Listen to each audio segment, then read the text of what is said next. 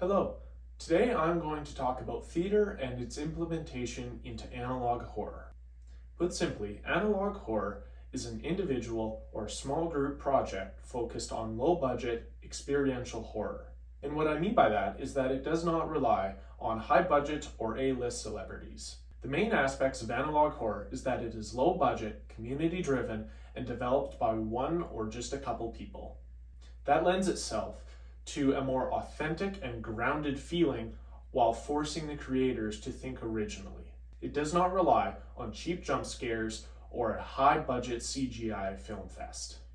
There is often a hidden story in analog horror that the community has to discover and piece together as a team. That lends itself to developing a cult following in the sense that a community is actually brought up together and they grow alongside the series as it develops. What really stands out to me about analog horror is the fact that it is low budget and most of the times individually produced. The reason this stands out to me is the fact that theater is no longer on the streets if you don't have a budget to rent out a space. It can now be in the digital space and all over the internet for anyone to see at any time.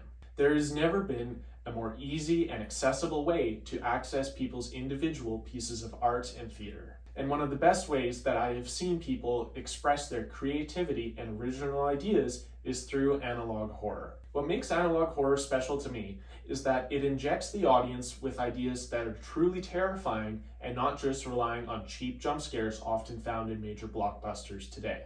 There's an impressive amount of creativity put behind the big analog horrors as they create communities out of thin air and develop an experience for everyone to go through together in real time. The hidden stories in analog horror lend itself to not one person being able to solve this by themselves. They need to communicate with other people from around the world and piece it together. And when that moment of realization hits and the theories are sometimes proven correct or incorrect, it generates further discussion and further community building. From there, the internet has greatly helped people film and edit analog horror right from their own rooms. You can make an entire piece of analog horror just on your phone today.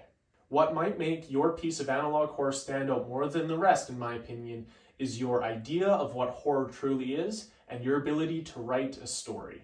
Those two things draw in an audience and allow them to watch and experience it the same way a performer would on the street about 10 or 15 years ago. And while those live action performances on the street have a place, I don't think we should discredit the new and emerging technology and the way that people are taking advantage of that to push forward their ideas in theater. In order to succeed in analog horror, there has to be a creative element that brings in people and forces them to ask questions and talk about it and think about it well beyond the fact of just the time they watched it. A few key things that one may notice while watching modern day analog horror is the fact that there are a lot of visual effects that, while seem intense and very complicated, are actually just a mash of filters put together in a free editing software. Audio clips are often just voice recordings that the creator does themselves, or they hire friends to do it for free, and they just put on an audio distortion effect. The creators of analog horror often use these new and free emerging technologies to put together their vision in a way that anyone can. They just have to care about it and be willing to put in the time and learn how to do these things. The best example of modern analog horror, in my opinion, is the Mandela catalog found on YouTube. There are deep, unsettling ideas that present themselves in that series that rely on the uncanny valley and twisted ideas of humanity's history. If I were to give advice to someone who was looking on starting their own piece of analog horror, I would say play on the senses. What I mean by that is that the senses we have are often subconscious and that we pick up on them, but we just choose to ignore them. Probably the most explicit example is that of the uncanny valley. That is when you see a face or another part of the human body that just doesn't quite seem right and is a little distorted, and it freaks you out, but you just can't quite place your finger on it in a way that is absolutely certain to you. Another one that people often overlook is that of sound. Certain frequencies can be heard by humans, but often aren't picked up on as they are either very low or very high, but our brain reads them and just doesn't quite tell the rest of you to explicitly acknowledge the sound that you are hearing.